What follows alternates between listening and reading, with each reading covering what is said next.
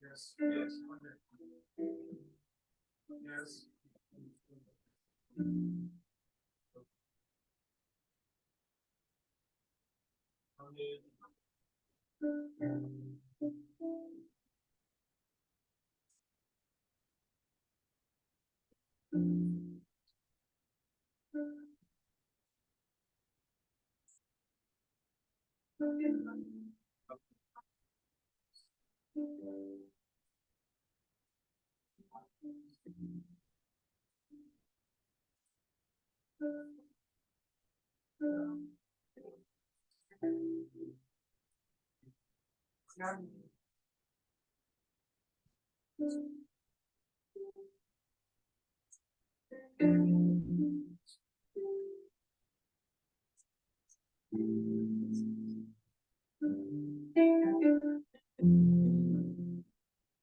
Haleluya, puji Tuhan. Dan bersyukur buat saat ini, di mana pada saat WFH dan pandemi kita berjuang untuk menghadapi tantangan kesehatan. Dan kita bersyukur saat ini kita bisa kembali lagi di tempat ini. Berapapun yang ada di tempat ini, 2-3 orang berkumpul dalam nama Tuhan. Di situ Tuhan hadir di tempat ini. Ini luar biasa, puji Tuhan. Sebab itu kita masukkan hadirat Tuhan. Pujian yang terbaik, kita bersyukur, kita mau berterima kasih, bersyukur.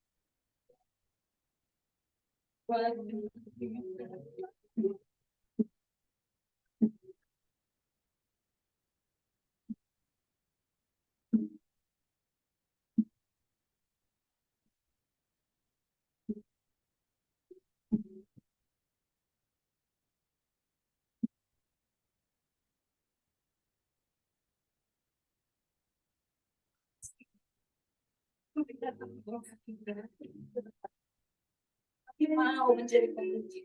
Kami mau menjadi murid-mu. Orang semoga pekerjaan kami. Karena selalu kami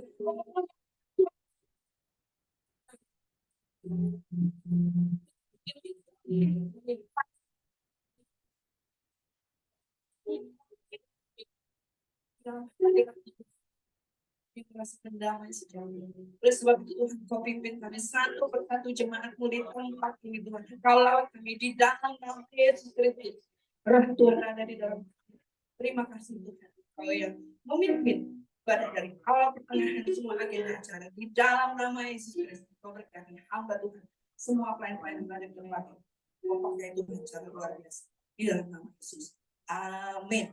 Haleluya, tepuk tangan buat Tuhan kita hari ini luar biasa ya. Hari ini adalah perdana kita berada di tempat ini. Juga ada Pak Samuel bersama dengan kita. Sungguh luar biasa tempat ini yang sudah disiapkan oleh semua pengurus POPM yang sudah bekerja keras hari ini sehingga tempat ini bisa kita pakai kembali. Puji Tuhan ya. Haleluya, kita mau puji Tuhan sebab Tuhan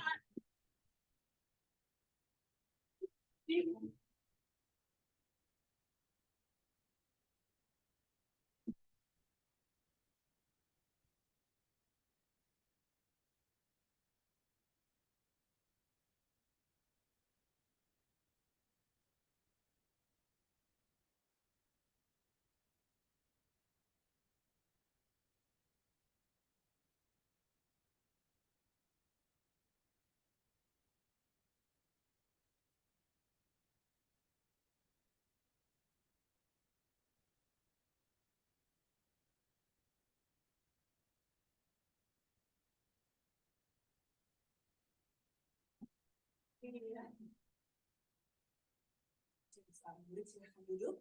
Bapak Ibu, jemaat Tuhan hari ini, kita mau merendahkan hati kita duduk di bawah kaki Tuhan, menjadi seorang murid, menjadi seorang hamba yang sungguh-sungguh mau datang untuk mendengar kabar terbaik yang berkata, yaitu firman Tuhan. Tema firman kita berbicara tentang Tuhan.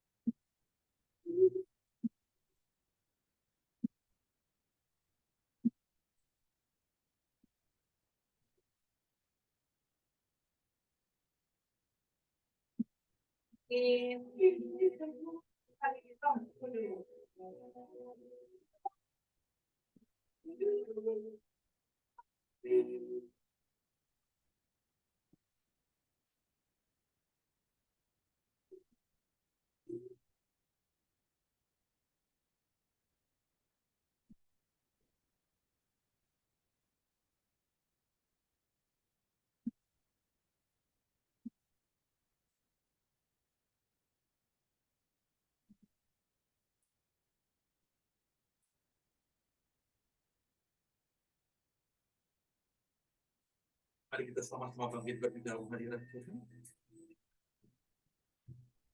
Mari kita bersatu di dalam Roh Kudus mengampuni. Roh ada di tempat ini. Kehadiranmu tidak dibatasi oleh ruang dan waktu. Mungkin ada saja pergumulan yang kami hadapi, ada saja persoalan yang kami hadapi Tuhan, tapi biarlah kami tetap berjaga-jaga senantiasa. Menjelang hari kedatangan Tuhan yang kedua kali yang kami tidak tahu kapan itu datang Tuhan.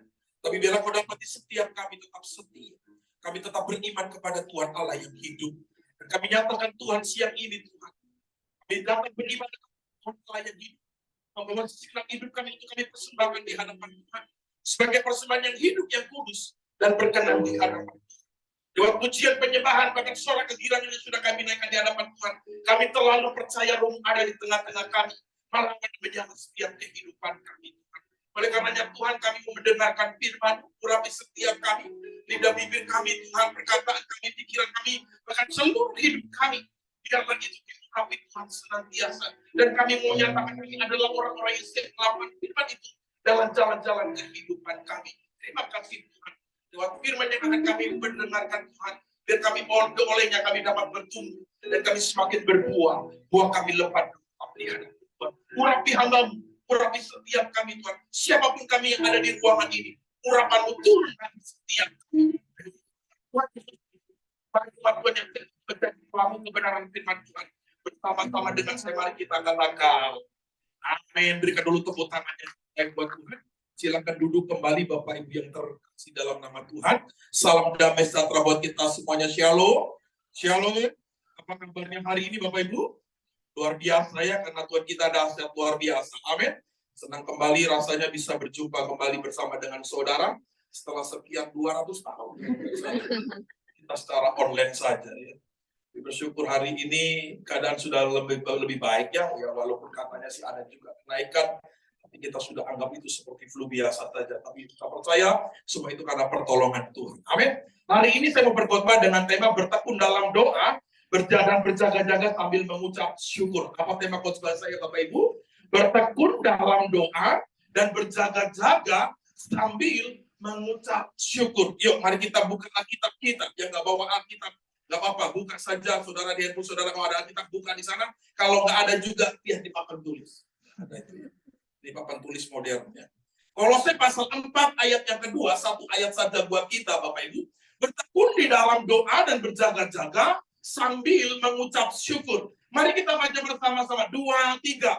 Bertekunlah dalam doa dan dalam pada itu berjaga-jagalah sambil, sekali lagi baca sama-sama yuk, 2, 3. Bertekunlah dalam doa dan dalam pada itu berjaga-jagalah sambil mengucap syukur. Bapak Ibu saudaraku yang dikasih dalam nama Tuhan, bertekun di dalam doa dan berjaga-jaga sambil mengucap syukur. Dari Kolose pasal 4 ayat yang kedua ini saya temukan ada 3 pembahasan Bapak Ibu di situ, yaitu bertekun di dalam doa, yang kedua berjaga-jaga, yang ketiga berjaga-jaga sambil mengucap syukur. Ya, ada 3 pembahasan dari satu ayat itu. Kolose pasal 4 ayat yang kedua, bertekun dalam doa dan dalam pada itu yang kedua berjaga-jaga, yang ketiga berjaga-jaga sambil mengucap syukur. Yuk kita bahas satu demi satu. Yang pertama, bertekun di dalam doa.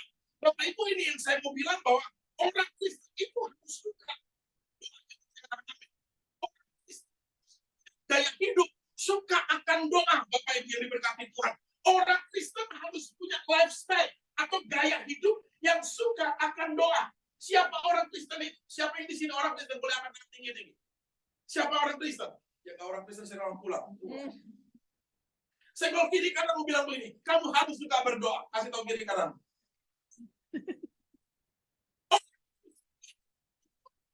Gaya hidup suka akan doa, Bapak Ibu. Nah, firman Tuhan katakan bertekunlah di dalam doa. Jadi gaya doanya suka gaya kehidupan doanya, suka doanya harus dikerjakan dengan tekun. Sama-sama katakan, dikerjakan dengan tekun. Dikerjakan itu artinya begini. Setiap mesti kita suka dan doa sampai satu titik kita dikatakan kerjaan itu secara terus dalam kehidupan kita sampai kapan? Sampai akhir hidup kita, sampai kedatangan Tuhan. Kita orang Kristen yang suka akan doa, kita kerjakan terus akan kita akan melakukan satu yang namanya ketekunan gaya hidup. Nah, bagaimana supaya kita bisa bertekun di dalam doa? Maka tidak bisa, mesti paksa diri. Sama-sama bilang, mesti paksa diri. Yang kedua, lawan kemalasan. Tahu kiri kanan bilang begini, jangan malas. Mesti paksa diri, Pak. Mesti lawan kemalasan itu. Bapak Ibu yang diberkati Tuhan, saudaraku yang diberkati Tuhan, mesti dipaksa, mesti dilawan kemalasan itu. Maaf ya, saya harus bandingkan. Kadang kala kita ini orang Kristen, kalah radikal sama teman-teman kita yang Muslim, Bapak Ibu. Mereka jam 4 subuh setengah 5 pagi sudah teriak-teriak di musola, Allahu Akbar, Allahu Akbar. Kita setengah 5 pagi ngapain Bapak Ibu? Tidur. Terima kasih buat kejujurannya. Tarik selimut karena kedinginan di AC. Kita kalah radikal. Mereka setiap hari bangun pagi lalu bersentuhan dengan air. Betul ya? Mereka harus wudhu. Wow.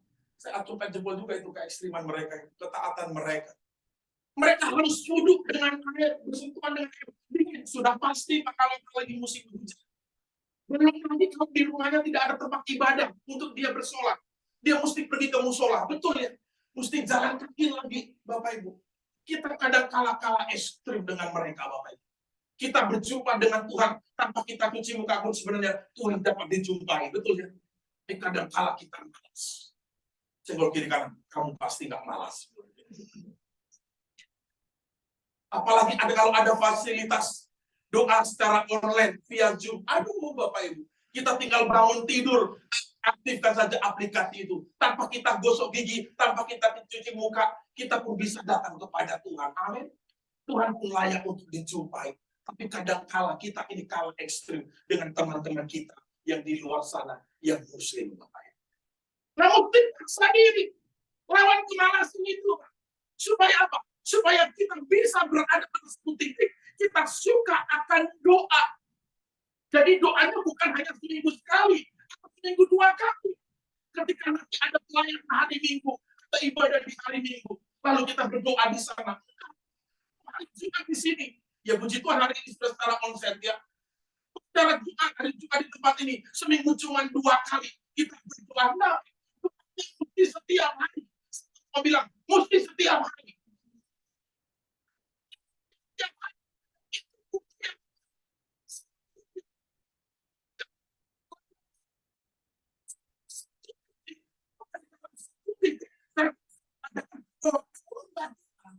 Ada yang kurang.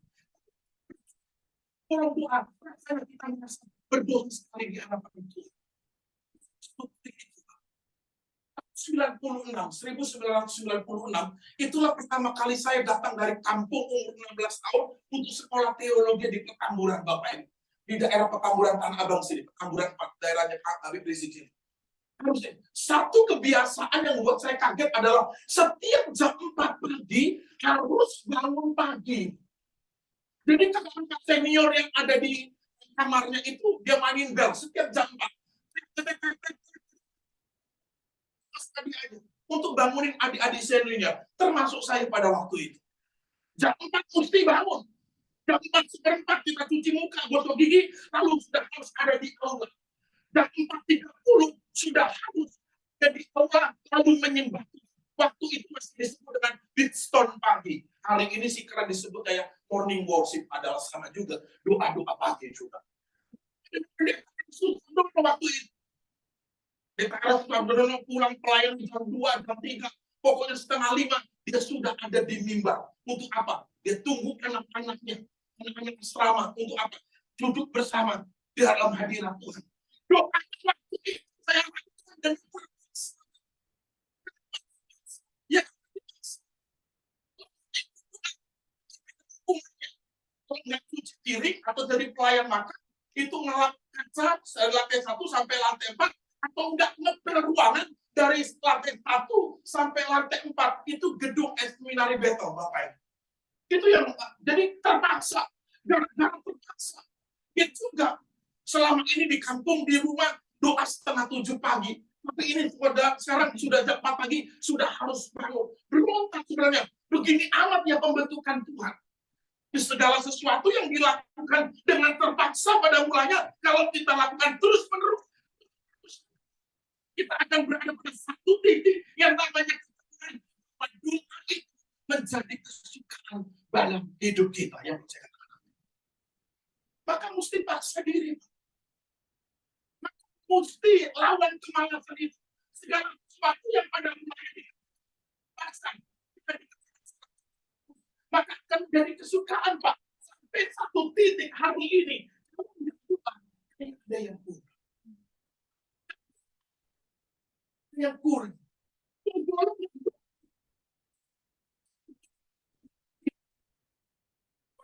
Pelayan-pelayan Tuhan.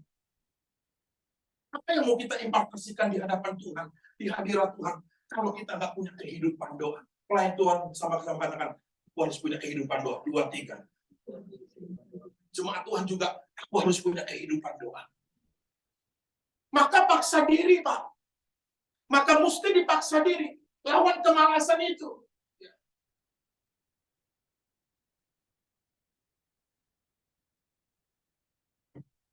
Doanya cuma Minggu dan hari Jumat ketika ada persekutuan doa ekumene. Lalu kita katakan di hadapan Tuhan, aku mengasihi Engkau Yesus. Doanya ketemunya cuma hari Minggu dan hari Jumat ketika ada persekutuan doa ekumene. Nyanyinya, aku mengasihi Engkau Yesus dengan segenap jiwaku. Hari Seninnya nggak doa, hari Selasanya nggak doa, hari Rabunya nggak doa, hari Kamis nggak doa. Ini lagi, aku mengasihi Engkau Yesus dengan segenap jiwaku. Saya percaya malaikat di surga bilang,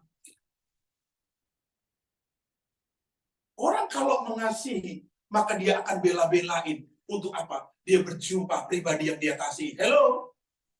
Jawab dong, halo juga Pak Pendeta. Betul ya? Bapak yang dulu pacaran, itu yang sekarang anak muda-mudi yang sedang pacaran.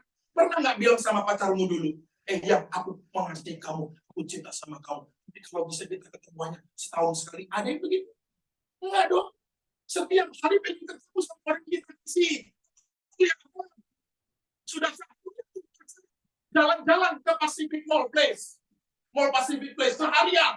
Pulang buru-buru sampai di rumah langsung video call lagi.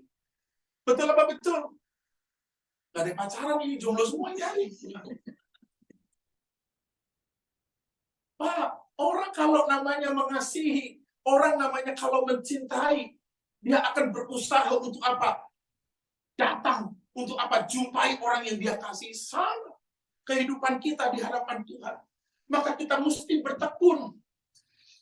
Kalau untuk kesenangan duniawi kita bisa belain berjam-jam, berhari-hari, seharian penuh, berjam-jam untuk kesenangan kita. Tapi kenapa untuk Tuhan kok hitung-hitungan? Halo? Halo? Yes. Untuk hati kita.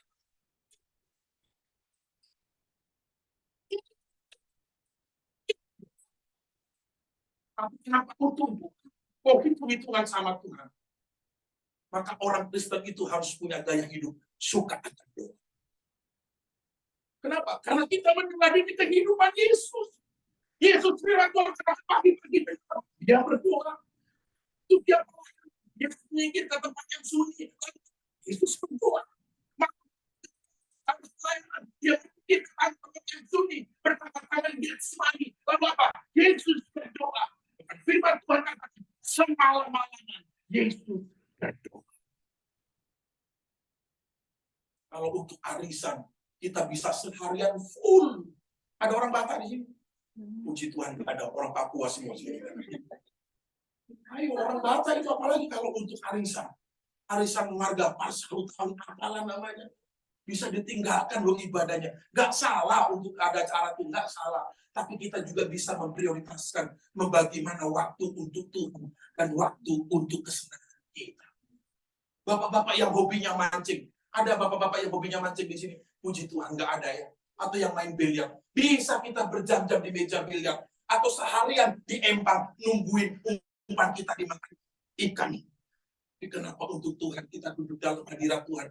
Kita nggak bisa. Dan kita ogah-ogahan. Maka lawan akan hal itu. Lawan kemalasan itu.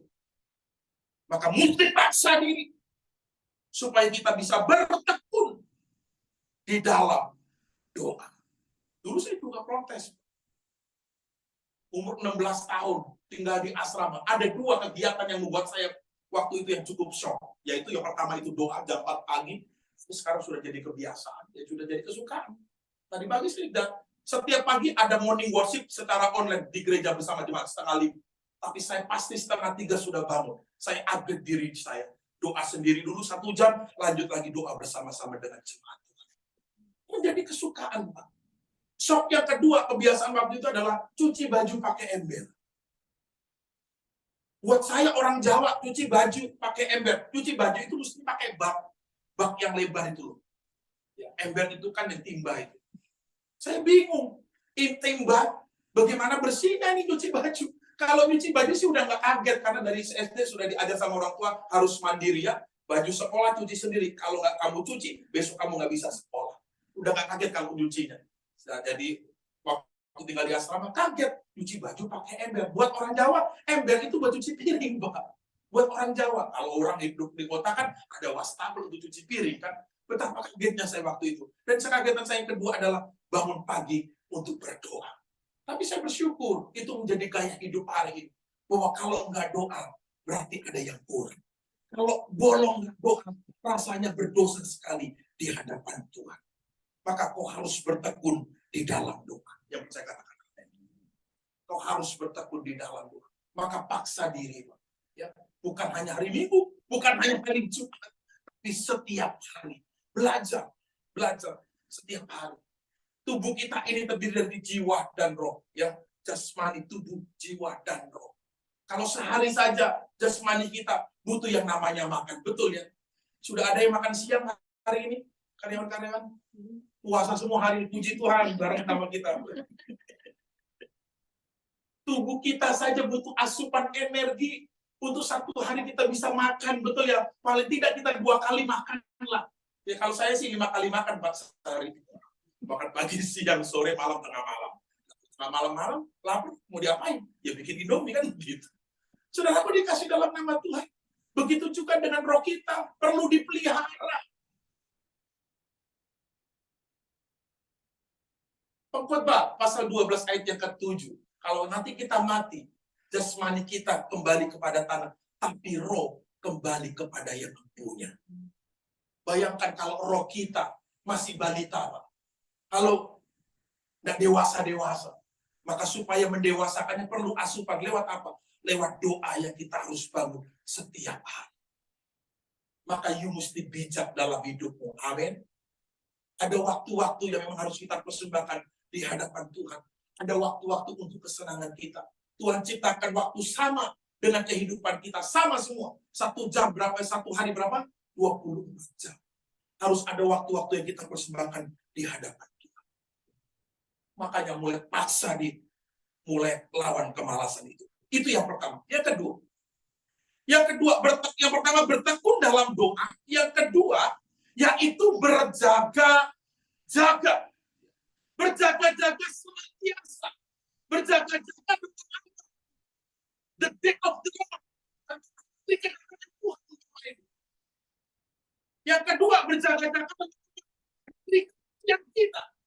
2 hati ini terilahi. Yang tidak ada satu orang pun yang tahu waktunya itu datang dan tiba. Betul ya? Halo?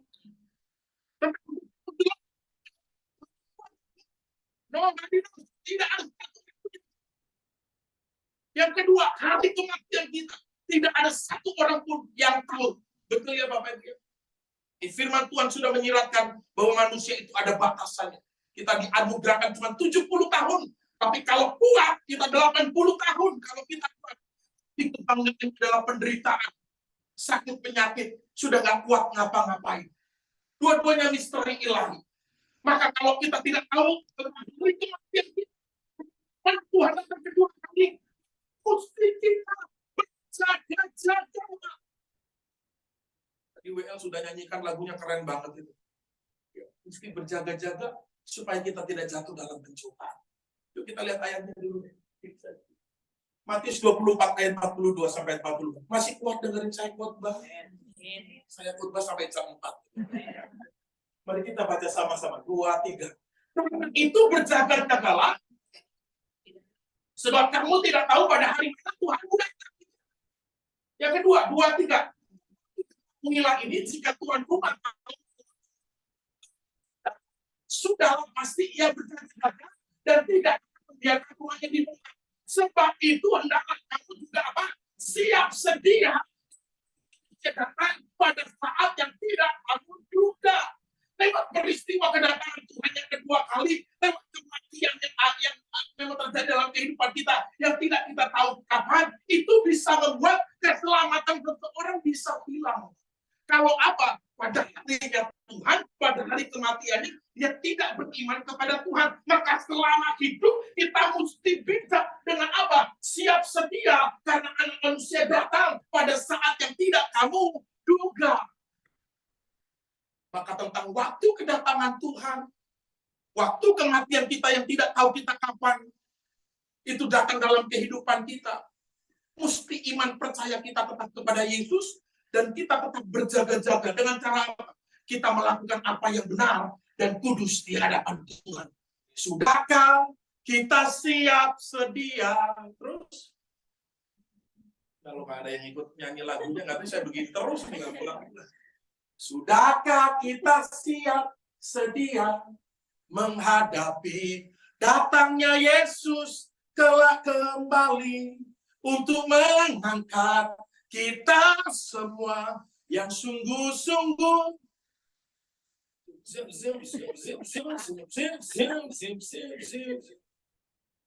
berharap padanya. Kalau kedatangan Tuhan diberitahukan, kita semua pasti siap-siap, betul ya. Kedatangan Tuhan itu rahasianya Tuhan sendiri. Hari kematian itu juga rahasia Tuhan sendiri yang tahu. Maka kita pun siap sedia dalam hidup kita. Supaya nanti pada waktunya kalau kematian itu datang dalam kehidupan kita, kalau nggak hari kedatangan Tuhan, hari yang disebut the day of the Lord, hari kiamat itu datang, dia dapati iman kita percaya kepada Yesus. Kita tetap melakukan apa yang benar, melakukan apa yang kudus di hadapan Tuhan. Bapak Ibu yang diberkati Tuhan. Maka bentuk kesiapan kita dalam berjaga-jaga adalah kita harus melakukan apa yang kudus. Saya mau kiri kanan, harus melakukan apa yang kudus. Maka itu yang dikatakan Yesus pada murid-murid pada waktu ketika yang selanjutnya ayatnya. Ini yang kita dinyanyikan sama WL tadi. Baca sama-sama 2, 3. Setelah itu ia kembali kepada murid-muridnya itu dan mendapati apa? Mereka sedang tidur dan ia berkata kepada mereka, tidakkah kamu sanggup apa? Berjaga. Aku saja dengan aku berjaga-jagalah dan berdoa supaya kamu jangan jatuh ke dalam pencobaan. Kau memang berlutut tetapi daging lemah. Yesus memberikan standar Pak, dari 24 jam yang kita bisa nikmati untuk kedagingan kita, kesukaan kita, hobi kita. Dia tanya sama murid-muridnya yang dia kasih, tidakkah sanggup engkau berdoa dan berjaga-jaga berapa? 1 jam saja. Tanya kiri kanan, kamu sudah berapa menit berjaga-jaga dalam 1 hari? Tanya, disuruh tanya dia. 1 jam.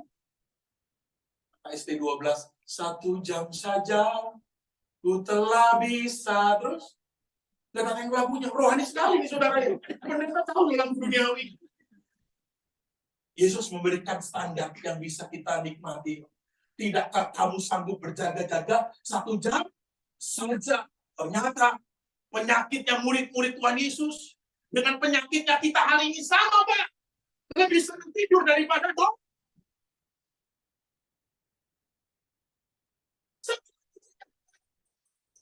Dan ada ayat yang bilang Tuhan memberkati umat yang dikasihnya pada waktu tidur. Sesat itu. Sia-sialah kamu bangun pagi-pagi dan dulu-dulu ke jauh malam. Serta makan roti yang didapat dengan susah payah. Sebab apa? Tuhan memberikannya kepada yang dicintainya. Itu yang dilupakan orang, Pak. Yang diingat orang, pada waktu tidur, Tuhan memberkati kita. Padahal di depannya masih ada yang dicintainya pada waktu tidur. Supaya kita bisa dicintai Tuhan, ya kita paksa diri kita untuk kita dekat sama Tuhan. Begitu logikanya. Banyak orang penyakitnya sama. Kita lebih suka tidur. Maka kita harus berjaga-jaga. Waktunya sudah sangat singkat. Tentang waktu kedatangan Tuhan, tentang hari kedatangan Tuhan, tentang hari kematian kita, ada batas. Apalagi selama pandemi ya, firman Tuhan sudah standarkan umur manusia itu cuma 70. Tapi gara-gara pandemi, banyak juga yang nggak nyampe 70. Betul ya? Saya memakamkan jemaat dan orang lain yang bukan jemaat karena pendetanya takut untuk memakamkan jemaat yang COVID, Bapak Ibu, kurang lebih ada 11 orang. Termasuk kakak ipar saya sendiri yang dulu pernah khotbah di sini, pendeta Maksinesi. Itu gembala saya, itu kakak ipar saya. Saya yang memakamkan beliau. Umurnya 49 tahun, Bapak Ibu. 5 bulan kemudian disusul teman baiknya dia yang suka dampingin pengkhotbah, yang suka mendampingin dia khotbah. Usianya 46 tahun. Itu gara-gara COVID. Artinya betul, Alkitab memberikan standar 70-80, tapi banyak juga yang hanya sampai ke sono. Nah, kalau kita tahu kematian itu misteri ilahi, tidak ada satu orang pun yang tahu betapa kita harus awas diri dengan apa? Berjaga-jaga senantiasa. Berjaga-jaga melakukan apa yang benar, apa yang kudus di hadapan Tuhan, sambil kita berdoa senantiasa. Itu yang kedua. Yang ketiga, yang terakhir. Masih ingat yang pertama tadi apa? Yang pertama tadi apa? Bertekun dalam doa. Yang kedua, berjaga-jaga. Yang ketiga, berjaga-jaga sambil mengucap syukur, Pak.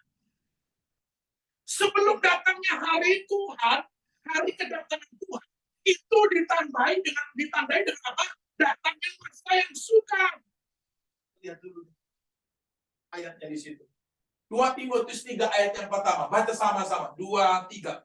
Ketahuilah bahwa pada hari-hari terakhir akan datang masa yang sukar.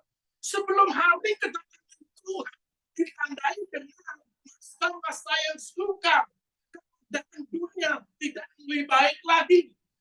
Saudaraku dikasih dalam nama Tuhan. Artinya, kalau masa sukar itu datang dalam kehidupan kita, sekalipun hari ini kita ada di dalam dunia ini, Pak, juga menimpa kita orang yang percaya, yang Tuhan mau berjaga-jagamu, mesti sambil mengucap syukur. Jangan ngedumel, jangan ngegerutu. Kenapa ya Tuhan? Sudah lama jadi orang Kristen, penyakit gak sembuh-sembuh. Kenapa ya Tuhan? Sudah lama melayani Tuhan, sudah lama jadi orang Kristen, keadaan tidak lebih baik lagi, ekonomi tidak lebih baik lagi.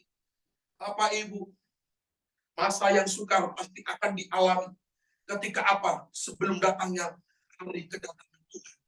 Tapi yang Tuhan mau, kita senantiasa mengucap syukur di hadapan Tuhan. Yang percaya katakan amin. Terhadap masa yang sukar COVID kurang lebih 2 tahun, kita mengucap syukur. Yang percaya katakan amin. Walaupun gaji dipotong, mengucap syukur. Tuh, gak ada amin. Gak tahu, puji Tuhan saudara nggak dipotong ya waktu itu ya. Tambah dinaikin ya, puji Tuhan. Luar biasa. Walaupun masa sukar, keadaan tidak lebih baik lagi karena memang sudah pengenapan firman Tuhan akan terjadi masa yang sukar. Tetap mengucap syukur. Nah, kenapa kita mesti mengucap syukur? Yuk kita perhatikan ada 3 hal. Baca sama-sama yang hitam itu 2, 3. Sebab itu yang dikehendaki dalam hidup kita. 1 Tesalonika 5 ayat 18, 2, 3. Mengucap syukurlah dalam segala hal. Hal yang baik, hal yang tidak baik, hal kesukaran, hal penderitaan, tetap mengucap syukur. Sebab itulah yang dikehendaki Allah di dalam Yesus Kristus bagi kita.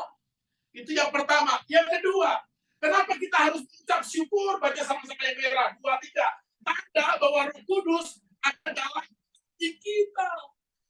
Tanda bahwa Roh Kudus ada dalam hati kita. Kita mampu mengucap syukur di dalam segala keadaan yang percaya katakan amin. Dalam segala keadaan sukar, kita mampu mengucap syukur. Kenapa? Ada Roh Kudus, Pak. Roh Kudus itu siapa? Roh Kudus itu pribadi Allah. Roh penghibur, Roh penolong, Roh yang memampukan kita. Yang sebentar lagi kita akan nikmati dengan hari raya Pentakosta. Halo, betul ya? Yesus sudah mati, Yesus sudah bangkit, Yesus sudah naik ke surga belum? Belum. Secara perayaan. Kenapa? Karena tanggal 18 nanti. Setelah Yesus naik ke surga, lalu apa yang diberikan Roh Kudus Tuhan pada kehidupan kita? Dia curahkan Roh Kudusnya, memampukan kita, membantu kita, menolong kita, karena dia penolong. Sama-sama kata Efesus 5 ayat 18 sampai dengan 29 banyak amat itu sampai 19. 2, 3. Dan janganlah kamu mabuk oleh anggur, karena anggur menimbulkan hawa nafsu, tetapi hendaklah kamu penuh dengan Roh dan berkata-kata seperti yang lain dalam mazmur hidup, puji-pujian dan nyanyian rohani, bernyanyi dan bersorak bagi Tuhan dengan segenap hati. Ucaplah syukur senantiasa atas segala sesuatu dalam nama Tuhan kita Yesus Kristus kepada Allah Bapa kita. Sebab ada Roh Kudus dalam hidup kita, itu yang membuat kita mampu berjaga-jaga senantiasa sambil mengucap syukur. Yang terakhir, benar-benar yang terakhir. Nah ini, mengapa harus selalu mengucap syukur? Baca sama-sama 2, 3. Itulah ciri kehidupan orang yang berhidup. Itulah ayat 15 sampai dengan 16. Seorang dari mereka melihat bahwa ia telah sembuh kembali sambil memuliakan Allah dengan suara nyaring, lalu tersyukur di depan kaki Yesus dan mengucap syukur kepadanya. Orang itu adalah ada 10 orang kusta. Dia lihat Yesus sedang lewat. Lalu mereka teriak-teriak, Yesus anak Daud, sembuh. Yesus tergerak oleh belas kasihan. Sebelum datang mereka pun, Yesus sudah perintahkan, pergilah, perlihatkan dirimu kepada imam. Sampai mereka di tengah jalan, mereka menjadi sembuh. Orang kusta, Pak, itu yang menyatakan najis atau enggak, imam, golongan imam pada waktu itu. Tunjukkan dirimu kepada imam. Waktu mereka jalan mau menuju ke imam, mereka sudah sembuh. Berapa orang yang disembuhkan orang? Tuhan. Berapa orang yang disembuhkan? 10 kok begitu takut sih. 10 yang disembuhkan, tapi 1 yang kembali. Bayangkan, orang itu orang Samaria yang disebut orang najis, bukan pewaris kerajaan Allah. Justru itu yang tahu bersyukur. Lalu Yesus memuji dia. Bukankah 10 yang tadi sembuh? Yang 9 kemana? Tanda orang beriman. Dia senantiasa mengucap syukur di hadapan Tuhan. Siapa orang beriman itu? Senggol kiri kanan bilang begini, aku dan kau, itu kita. Orang beriman itu adalah kita hari ini yang percaya kepada Yesus. Maka kita harus senantiasa mengucap syukur di hadapan Tuhan. Buat firman Tuhan, tutup Alkitab saudara. Mari kita bersatu hati dalam doa. Bapa, kami bersyukur buat firman yang datang dalam kehidupan kami, yang mengajarkan kami supaya kami senantiasa bertekun di dalam doa. Ajar kami Tuhan menyadari bahwa waktu-waktu yang Tuhan izinkan untuk kami nikmati sepanjang hidup kami, ada waktu-waktu juga yang harus kami investasikan untuk kami berdoa di hadapan Tuhan. Kami harus memiliki gaya hidup yang suka akan doa. Karena kami juga meneladani kehidupan Yesus yang senantiasa suka akan doa. Oleh karenanya Tuhan mampukan kami supaya kami paksa diri kami melawan kemalasan itu untuk kami memiliki kehidupan doa di hadapan Tuhan. Roh Kudus mampukan kami. Dan supaya kami tetap berjaga-jaga senantiasa tentang hari the day of the Lord, waktu kedatangan Tuhan dan hari kematian yang bisa tiba-tiba saja datang dalam kehidupan kami. Biarlah kau dapat tetap kami beriman, percaya, dan melakukan apa yang benar, kudus di hadapan Tuhan. Dan kalau kami berjaga-jaga senantiasa, kami harus mengucap sambil kami mengucap syukur di hadapan. Sebelum datang hari Tuhan, tiba masa yang suka. Ada penderitaan. Tapi bagaimanapun juga, ketika penderitaan itu juga kami alami, kami tetap senantiasa mengucap syukur di hadapan Tuhan. Sebab itu yang memang kau kehendaki dalam kehidupan kami Tuhan. Sebab memang ada Roh Kudus dalam kehidupan kami. Sebab itulah ciri bagi orang yang beriman kepada Tuhan, yang menjadi pembeda dengan orang-orang yang tidak beriman. Mampukan kami Roh Kudus, Roh Penolong, penghibur yang sejati untuk kami menghidupi firman. Belajar hal yang sederhana. Bertekun dalam, berjaga-jaga dan berjaga-jaga sambil mengucap syukur. Memberkati seluruh umatmu di persekutuan Ekumene Pasar Modal tempat ini. Terima kasih buat anugerah Tuhan. Kalau kami bisa melaksanakan ibadah secara konsep mulai hari ini, biar turun kasih karunia-Mu bertambah-tambah dalam kehidupan setiap kami, yang dengan setia kami beribadah kepada Tuhan. Firman-Mu sendiri yang berkata akan membedakan setiap orang yang beribadah dengan mereka yang tidak. Ini kami Tuhan, dapat biar kami setia sampai akhir hidup kami. Demi nama Tuhan Yesus Kristus, pada semua umat Tuhan yang sudah diberkati oleh firman Tuhan, sama-sama kita berdoa. Amin. Berikan tepuk tangan dulu. Tuhan Yesus memberkati.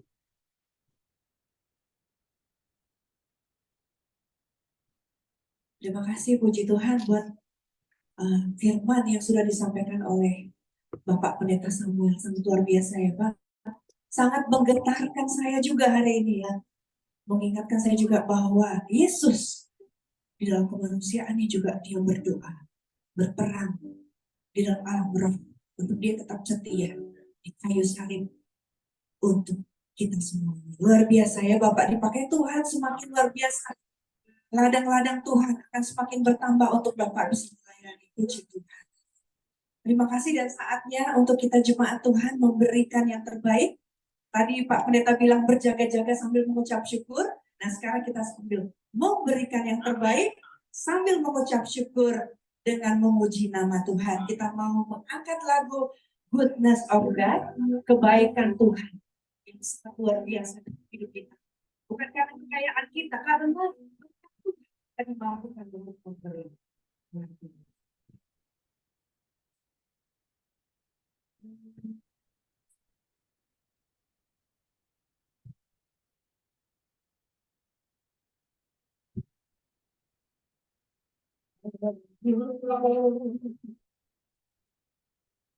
For your mercy prevails me all my days. I've been held in your hand from the moment that I wake up till I lay my head. I will sing of your goodness, oh God. Oh, you faithful. You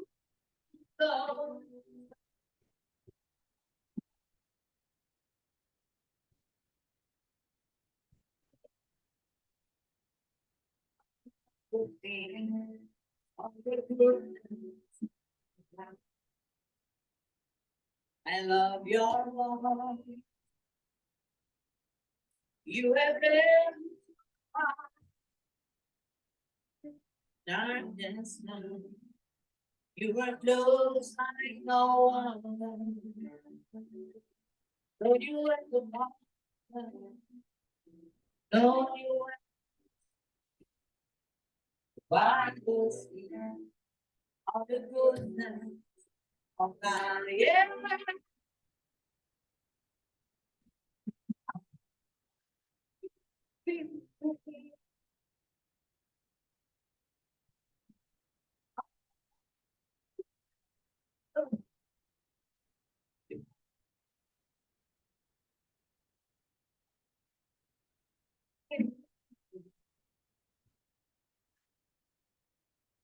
And a good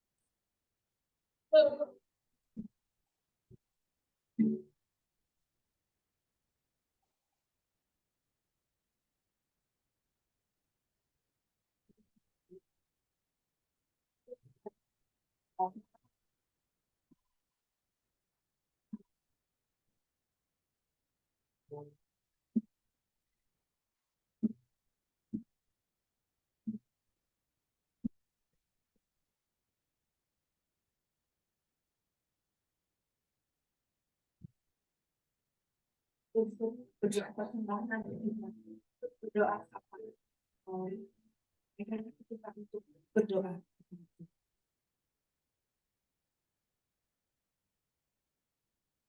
Shalom semuanya.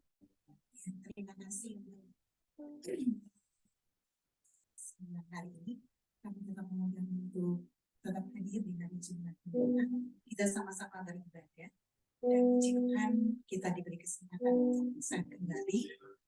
Dan ini adalah satu anugerah dan izinkan kita boleh sama-sama satu kasih karunia juga karena pergumulan juga kita semua hari ini.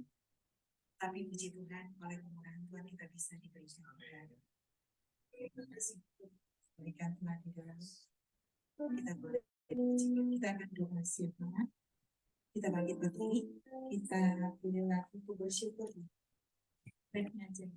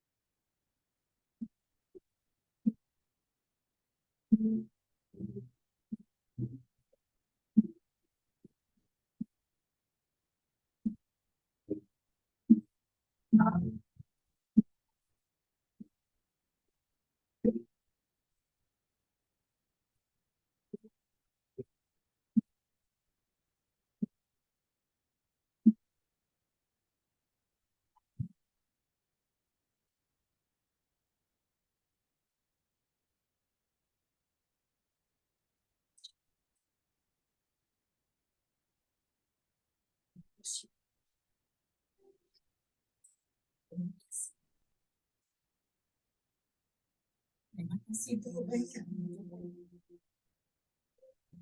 Sekian lama kami tidak bisa ibadah secara konsisten. Ini satu anugerah Tuhan izinkan. Untuk kembali ibadah misa. Tapi yang tempat Tuhan izinkan bagi kami bersyukur kepada Yesus. Kami bersyukur untuk mengambil kesempatan. Siang hari ini Tuhan di tengah-tengah kesibukan kami boleh mengambil keputusan bahwa kami duduk diam di hadirat Tuhan. Memuji menyembah kami ya. Mendengarkan kebenaran firman. Satu hal yang kami yakin Tuhan. Perbedaan demi perbedaan akan Tuhan. Yes. Yes. Bagi anak-anak yang mengasihi Tuhan. Bagi orang-orang yang taat kami. Itu yang percaya. Engkau Allah yang tidak pernah berhutang. Engkau Allah yang setia dan Engkau Allah yang menepati janji. Nah, karena itu kami percaya ketika kami datang, ketika kami komitmen untuk duduk diam di hadirat, ada perkara yang ajaib yang Tuhan sediakan di depannya, yang terus kami nikmati hari demi hari itu yang kami imani. Oleh karena itu ajar kami itu untuk mempergunakan kesempatan demi kesempatan yang Tuhan izinkan untuk senantiasa kami boleh bertindak. Terima kasih. Kami bersyukur kami boleh diberikan ruangan yang baik. Kami memberkati Bursa Efek Indonesia. Kami memberkati seluruh gereja dari jajaran yang paling tinggi sampai yang paling rendah. Biarlah kemuliaan-Mu kau nyatakan di tempat ini. Dan kami percaya ketika di tempat satu tempat ada satu ibadah, perkara ajaib akan terjadi.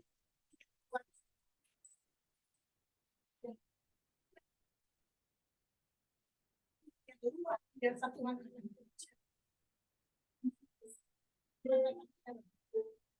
Nah, kami percaya bahwa Allah sanggup Tuhan menggoncang dan kami tidak percaya.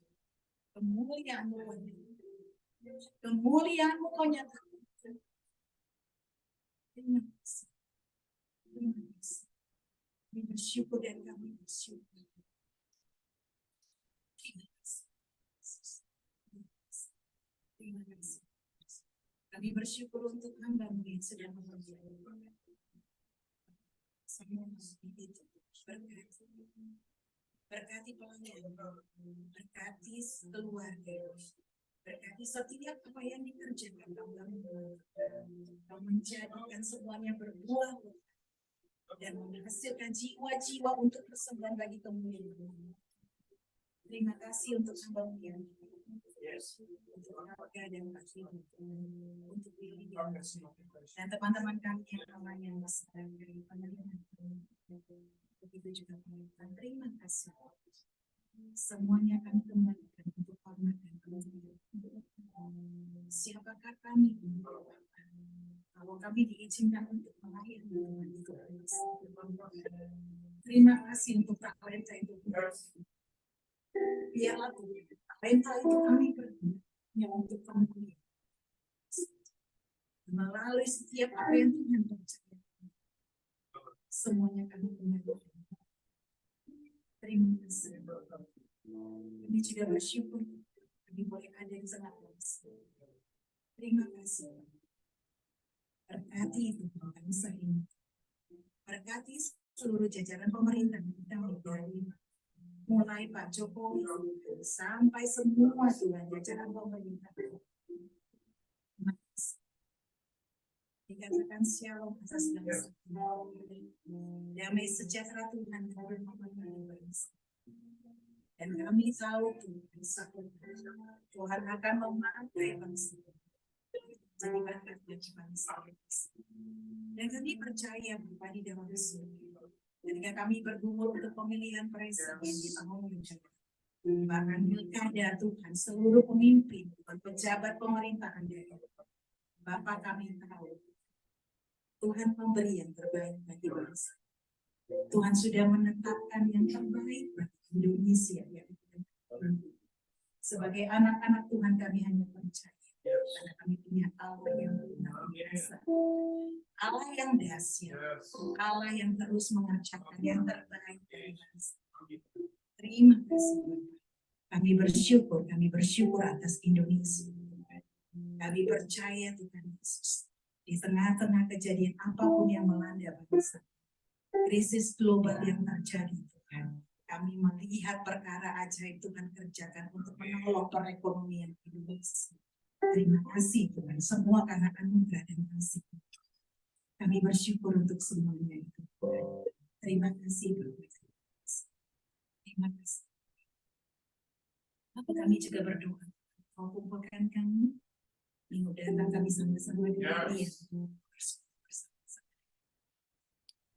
Memuji menyembah. Kami berdoa untuk hamba Tuhan yang sudah mengambil komitmen untuk pelayanan.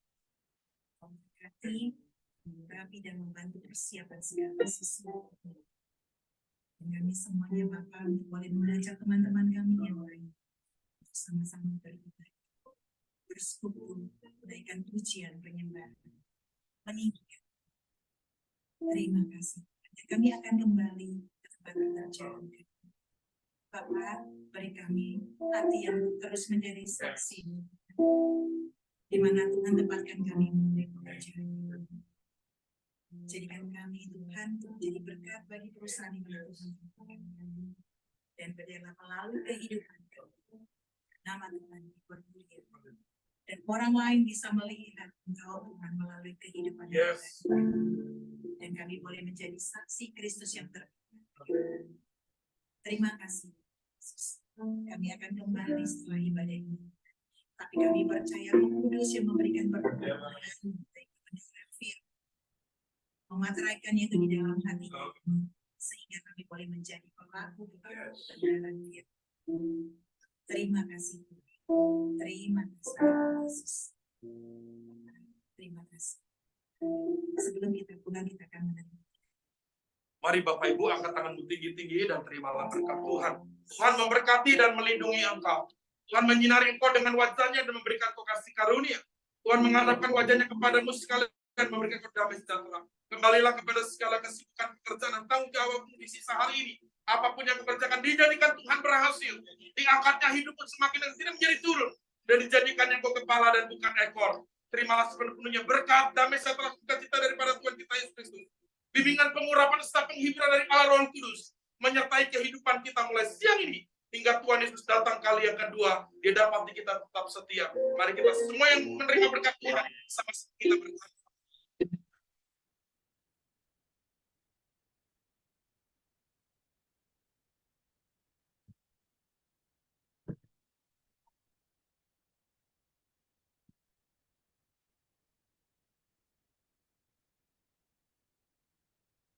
Tuhan berkati.